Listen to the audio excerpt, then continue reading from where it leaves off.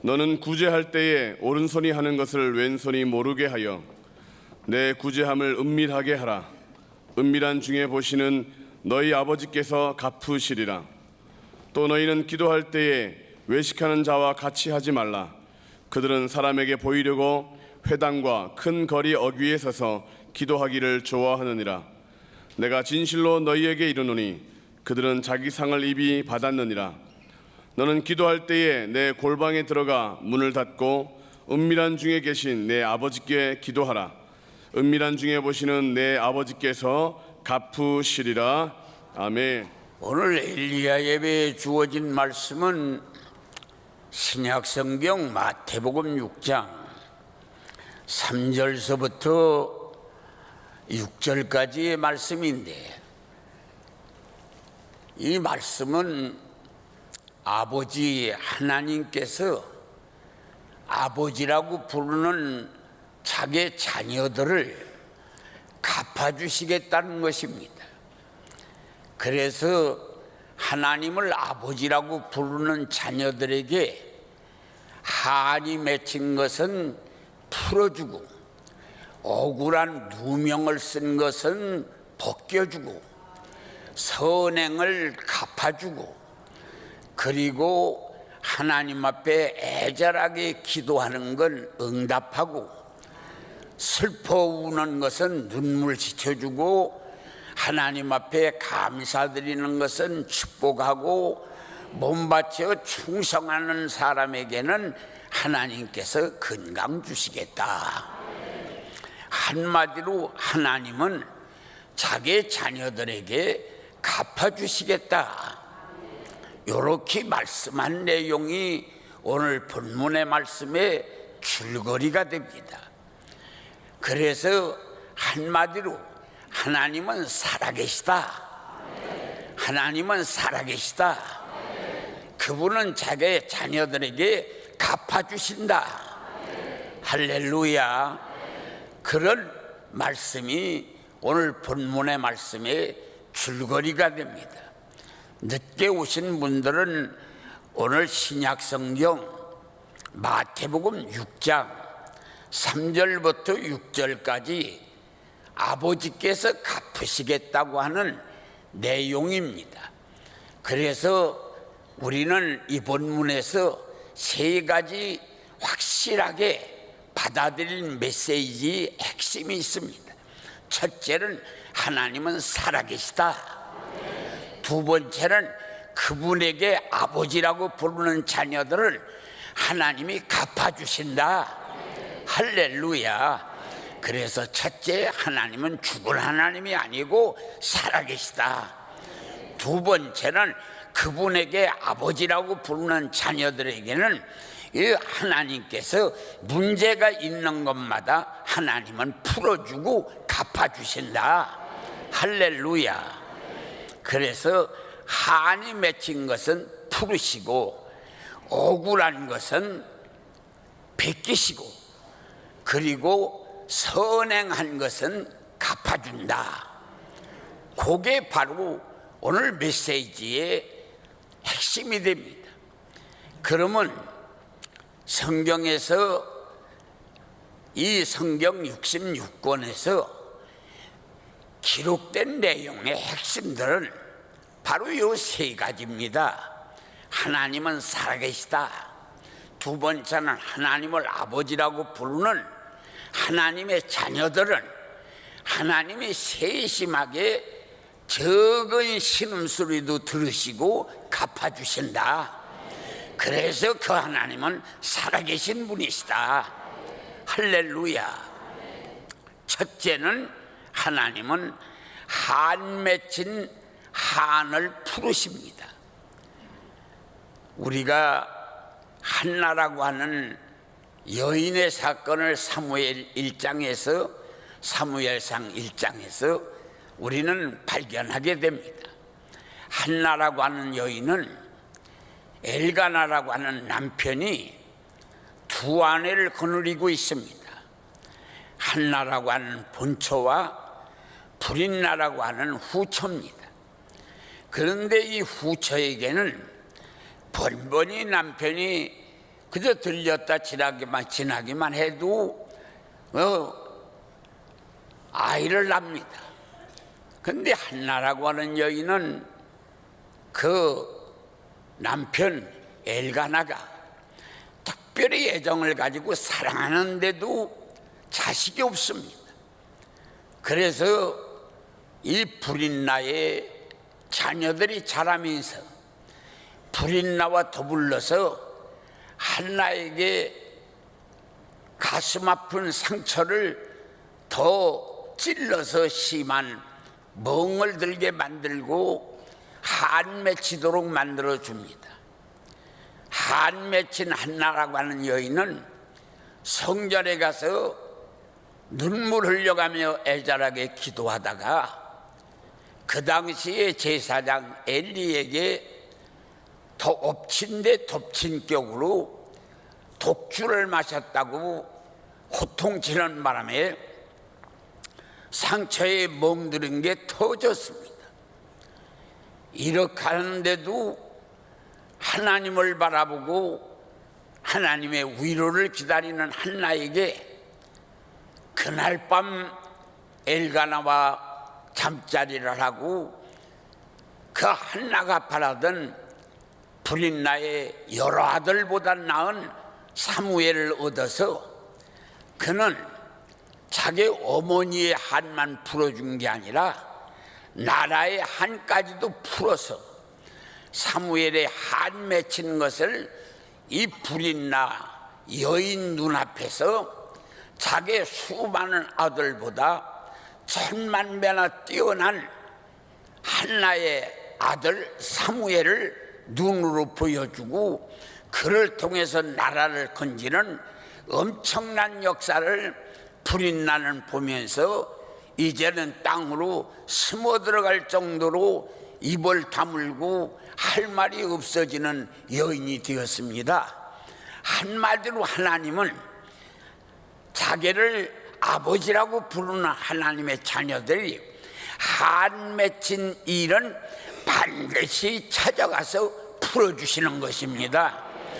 오늘도 여러분들이 억울하게 한 맺힌 거 형제에게 찾아가고 아는 자에게 찾아가고 권세 있고 돈 있고 재간 있는 자에게 찾아가도 그 한 맺힌 화살이 베껴서 뽑혀지지 않는 한을 풀 수가 없지만은 아버지 내 아버지 하나님께 한 맺힌 상처를 보여드리고 아버지라고 엎어지면 하나님이 뽑아주시고 풀어주시는 역사가 일어납니다. 할렐루야. 그것뿐 아니라 우리가 그 나인이라고 하는 성에 젊은이 하나가 결혼했습니다. 이스라엘 사람들은 저녁이 어둑어둑할 때에 동네 사람이 모아서 북치고 장구치고 소고치며 그리고 검은 거 타고 그러면서 노래를 부르고 잔치를 하고 신랑을 기다리다가 어두운 밤에 신랑이 오면 신랑이요 해서 불 꺼진 신부의 방으로 신랑이 들어가고 마당에서는 불 켜놓고 온 동네 사람들이 축제의 분위기 속에 신랑이 신부의 방에 들어가서 첫날 밤을 차립니다. 동이 터가지고 날이 훤하게 새면 피곤해서 깊이 잠든 남편의 얼굴을 밤새도록 잠 못 이뤘던 신부가 일어나 뒤다보고 옳거니 이분이 내 낭군이로구나. 바라보니까 이상형입니다. 얼마나 자기가 그리고 그리던 그 바라던 그 이상형의 남편을 만나서 아주 너무나 기쁨이 넘쳤습니다. 그러는데 세월이 얼마 지나지 않아서 남편이 어디 갔다 오더니 나 머리가 뽀개질 것 같고 심장이 터질 것 같아요. 여보 말 한마디 하고 아랫목에 눕는 남편 일어나지 못하고 백약이 무효로 여보 여보 부르다가 세상을 떴습니다. 이스라엘 나라는 너무 더워서 사람이 죽으면 그날 금방 장례식을 합니다. 그래서 그렇게 사랑하고 꿈 같은 생활, 구름 위에서 사는 것 같은 나날이 물거품이 되어버렸습니다.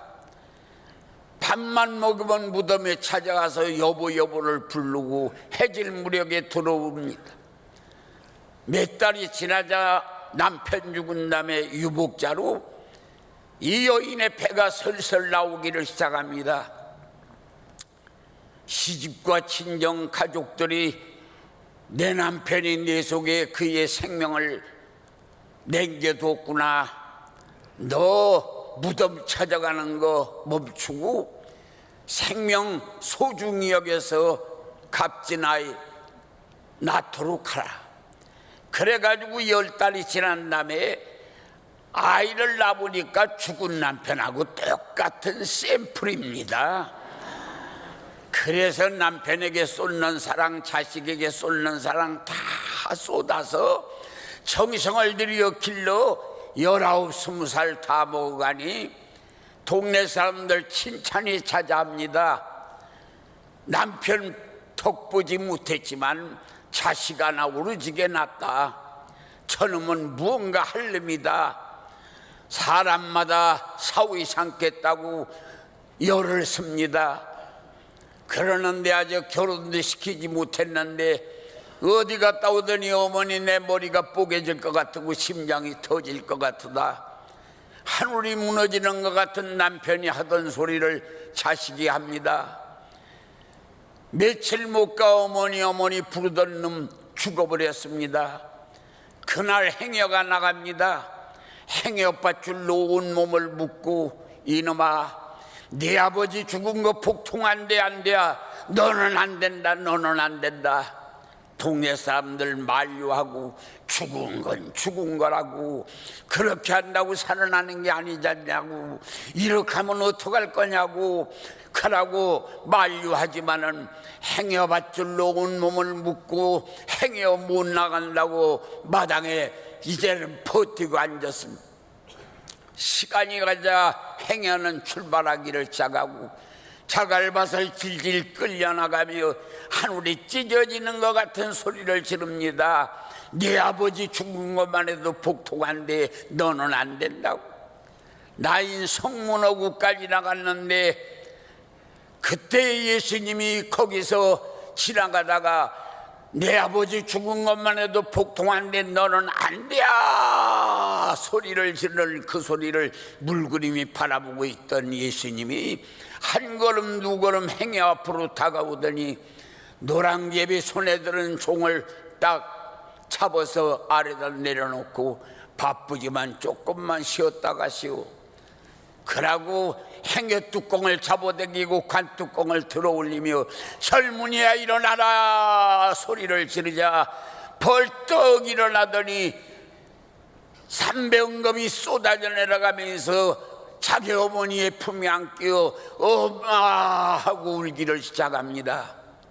오늘 이 본문에서 우리가 발견할 수 있는 건 하나님께서는 나인성 과부의 한을 풀어주었습니다. 분명히 하나님은 살아계십니다. 넓고 넓은 땅 어찌 그 시간 그 자리에 하나님의 아들 예수님이 거기에 나타날 수 있습니까? 그건 하나님의 역사입니다. 하나님은 한 맺힌 자의 한을 풀어주십니다.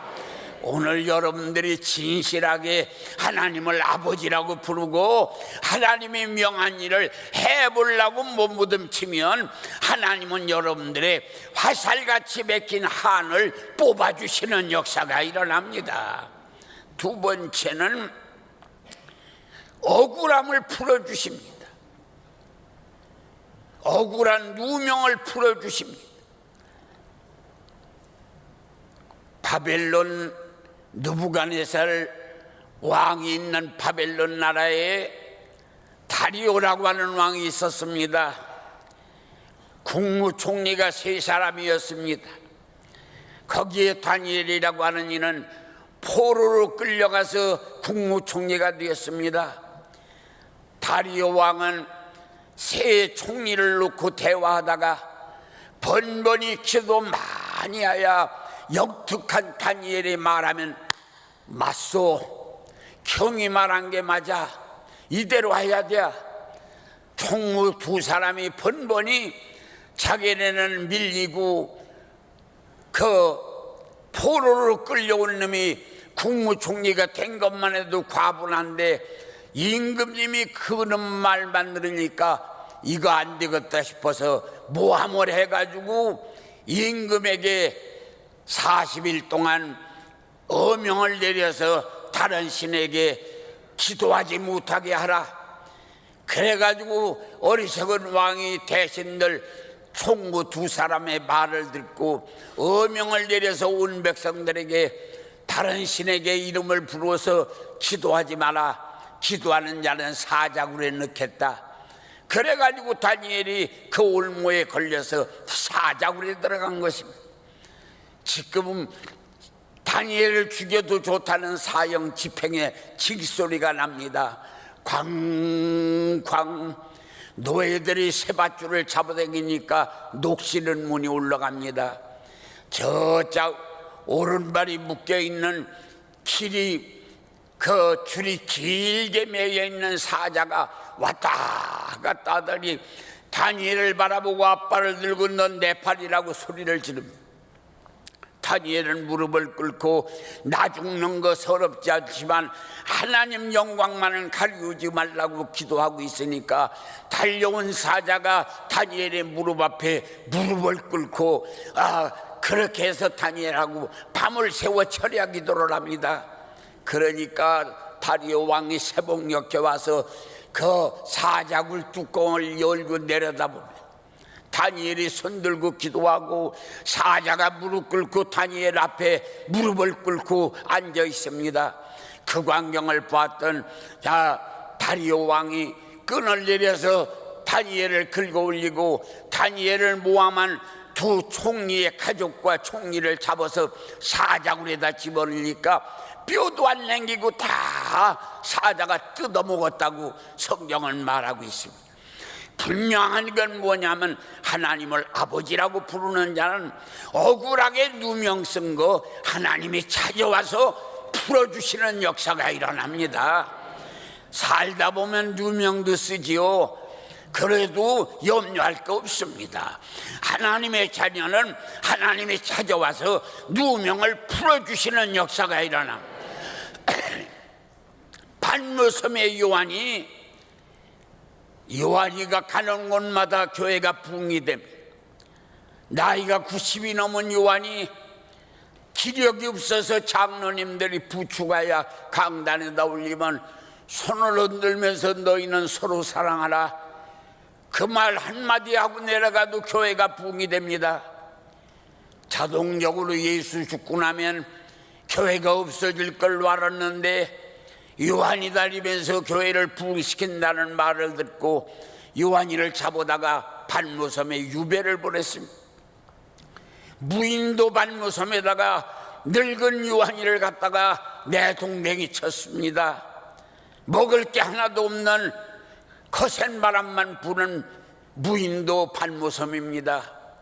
굴 속에서 기도하고 있더라니 새벽에 주일날 새벽에 하나님께서 내성과 같은 소리, 물소리와 같은 소리, 웅장한 소리가 들려서 굴 속에서 돌아앉아 굴 바깥을 바라보니 발에 끌리는 옷을 입고 가슴에 금띠를 띠고 오른손에 7뼈를 붙들고 얼굴은 햅쌀같이 빛나고 주석 같은 발을 가지신 분이 한 걸음 두 걸음 자기에게 옵니다. 너무 놀라워 바라봤더니 예수님이 자기를 찾아오시는 것입니다. 주여! 그러고 의식이 없이 쓰러지니까 굴 안에 쓰러져 있는 요한을 찾아와서 예수님이 어깨에다 손을 얹고 요한아, 나는 죽은 자가 아니라 산 자다. 세세토록 살아있어서 너와 함께 할 것이다. 할렐루야. 억울한 걸 풀어주십니다. 우리 주님은 찾아오십니다. 하나님 아버지라고 부르고 하나님 말씀대로 살겠다고 못부듬치는 자는 하나님이 한 맺힌 건 풀어주시고, 억울한 것은 한 맺힌 것은 하나님께서 풀어주시고, 억울한 건 벗겨주시는 역사가 일어납니다. 다비다가 구제하는 일이 심히 많다고 사도행전 9장에는 말했습니다. 그런데 그 여자가 병들어 죽었습니다. 베드로가 요바에 있습니다. 누따에 있는 여인들을 보내서 베드로 사도를 모셔봤습니다. 기도할 때 베드로 사도 옆에 동네 과부들 다 와서 이 다비다가 우리에게 준 옷이라고, 우리 동네 사람 과부들 고아들 이 양반이 다 살려줬다고, 이런 양반이 죽으면 안 된다고 제발 좀 살려달라고 동네 과부 고아들이 다 옵니다. 조용히 나가 있으라고 내보내고 문 닫고 무릎 꿇고 기도하더니 손잡고 다비다야 일어나라. 구제가 힘이 많았던 다비다, 죽은 다비다 일어나는 바람에 구제하면서 전도해도 전도가 안 되더니 죽은 다비다 살아나니까 동네 사람 다 예수 믿는 역사가 일어났습니다. 하나님은 분명한 거 선행을 갚아주십니다. 불쌍한 사람 도운 거 헛된 거 아닙니다. 가난한 사람 도운 거 헛된 거 아닙니다. 못 먹고 못 입는 사람 도와준 거 헛된 거 아닙니다. 내가 힘들 때 천사가 찾아와서 도와주는 역사가 일어납니다. 야일로 회장 딸이 죽었습니다. 예수님 모셔가지고 왔더니 6사람이나 동네에 초상남은 울러댕기는 여인들이 와서 웁니다. 얼마나 청성맞게 우는지 모릅니다. 그 양반들은 초상난 집마다 돈 받고 팔려다니며 우는 여인들입니다.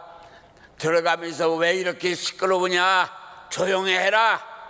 우는 여인들 초상나니까 울지요. 초상난가 아니다. 그 아이가 자는 거예요.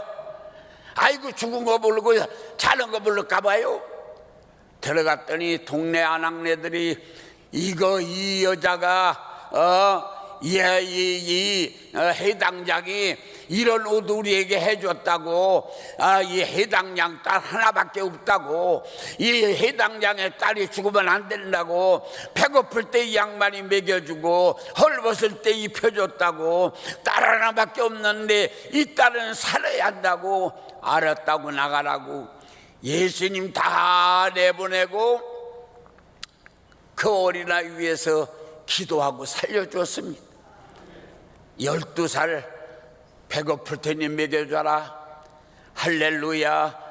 분명한 건 뭡니까? 선행을 갚아주시는 겁니다. 헛된 것 같았습니다. 왜? 그렇게 좋은 일 많이 했는데 딸 하나밖에 없는 게 이렇게 죽었으니 내가 좋은 일 한 게 뭐냐. 못 먹고 내가 못 입어가면서 불쌍한 사람 동네 사람 다 도와줬는데 애동딸 딸 하나 맞아 죽었으니 이게 무슨 짝이냐. 아니요. 하나님이 와서 갚아주십니다. 할렐루야. 제가 신학교를 입학했습니다. 그때는 총각 때입니다. 신학교를 입학하고 여름방학이 되었습니다. 조치원 집내계 제가 주일학교 부장이었습니다. 교사 한 20명 되는 교사 중에 자전거 탈 수 있는 교사들 손을 들어보라고 그랬더니 한 대사람이 손을 듭니다. 그래서 내가 그런 얘기했습니다. 이번 토요일 저녁이 보름날인데 보름날 저 봉산동, 여기서 한 20리 되는 봉산동에 저녁에 가서 자전거를 타고 자전거 탈 수 있는 사람 5사람 이 토요일 저녁에 나와 더불어 자전거를 타고 봉산동에 가서 봉산동 그 넓은 마당에 더우니까 동네 사람들이 밤중에 다 나와 앉아서 더운 밤 쉬고 있을 때 그때 우리가 전도하자. 그래 그렇게 약속을 하고 자전거를 타고 5명 나까지 6사람이 봉산동을 찾아갔습니다. 달빛이 황창하게 보름달이 밝은데 다 넓은 그 동네 큰 마당에 와서 바람 쐬고 있습니다. 서 있는 사람 앉아 있는 사람 두서너 사람이 둘레둘레 앉아서 얘기하고 있습니다. 여러분들, 제가 이 저녁에 여러분들에게 좋은 소식 얘기하려고 합니다. 정말로 좋은 소식입니다. 말국간에 아기 난 얘기입니다. 말국간에 아기가 났는데 그 아기, 그 말국간 주인은 방 한 칸 안 줬습니다. 그래 잘 데가 없어서 말국간에 들어가서 호적하러 온 사람이 아기를 낳아서 닐 데가 없어서 그 위에 누워 있었습니다. 그런데 천사가 와서 말국간을 둘러치고 천내와 천군들이 둘러치고 천사가 노래를 부르고 동방의 박사들이 황금 유양 모략을 쏟아놓고 경배를 하고 목동들이 춤을 추고 엄청난 일이 일어났습니다. 그 아기가 하나님의 아들입니다. 그 양반이 마지막에 십자가에 달려서 죽으셨는데 험도 티도 없는 양반인데 그 양반이 죽으셔가지고서 인생들 죄를 다 씻어주셨습니다. 형무소 갔다 와도 죄는 다 없어지지 않습니다. 양잿물로도 못 씻습니다. 그 양반의 피로 씻는 겁니다. 그러면 눈같이 씌어지고 양털같이 씌어집니다. 그러면 마음에 기쁨이 생깁니다. 얼굴에 우거리상 위에 골가지가 다 벗어집니다. 여러분들, 그분이 예수입니다. 예수 믿으실 양반 있습니까? 그랬더니 손드는 사람이 40명이었습니다. 하루 저녁에 교회가 됐습니다.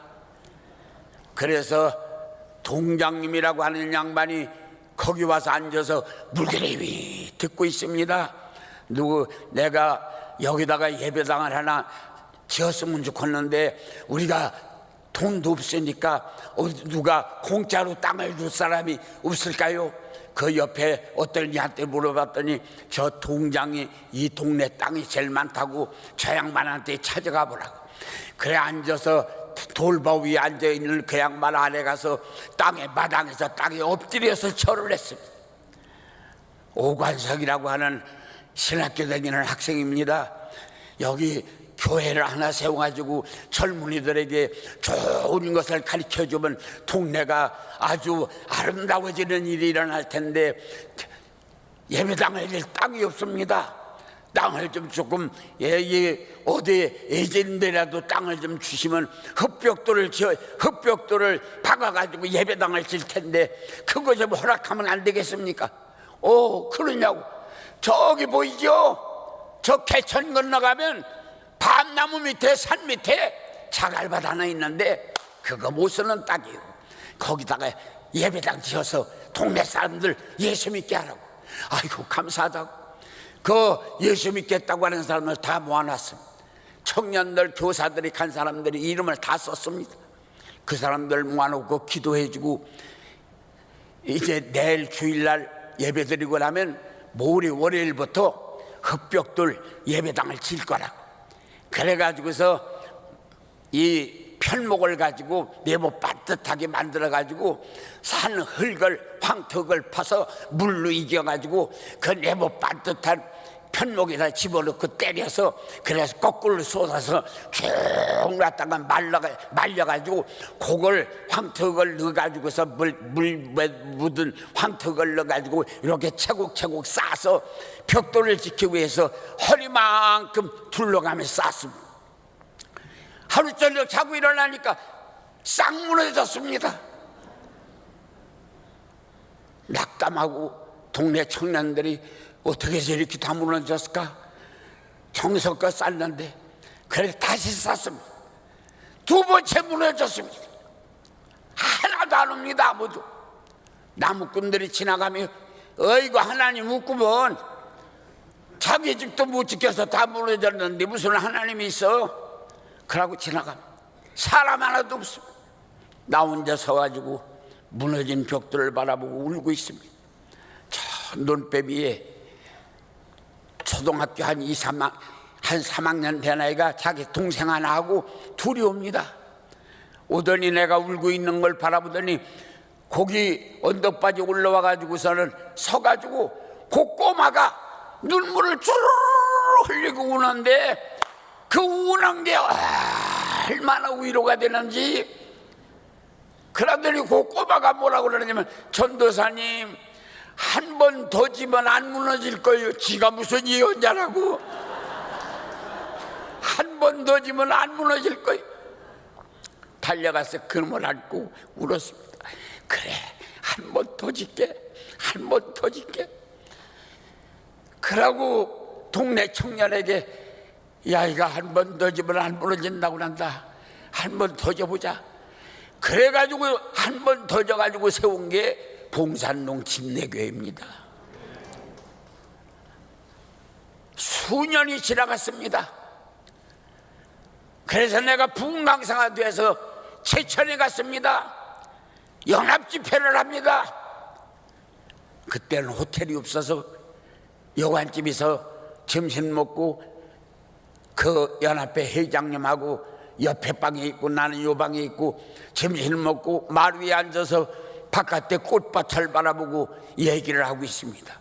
머리를 훅가시를 하고 눈에 할렐루야를 붙이고 요란하게 생긴 여자 하나가 옵니다. 그러더니 날 보더니 빙그레 웃어가면서 목사님 저를 아시겠어요? 내가 어떻게 알겠어요? 그래서 글쎄요 그랬더니 봉산동 흑벽 돌릴 적에 제가 목사님이 찾아갔어요. 그 아이가 와서 뭐라고 그러는지 알아요? 손에다가 백화사탕 하나를 흑장난하는데 어머니가 백화사탕 먹으라고 그러니까 전도사 주겠다고 그것을 흑사탕을 이 백화사탕을 흑장난하던 손으로 쥐고 거기까지 찾아와서 나한테 먹으라는 거예요.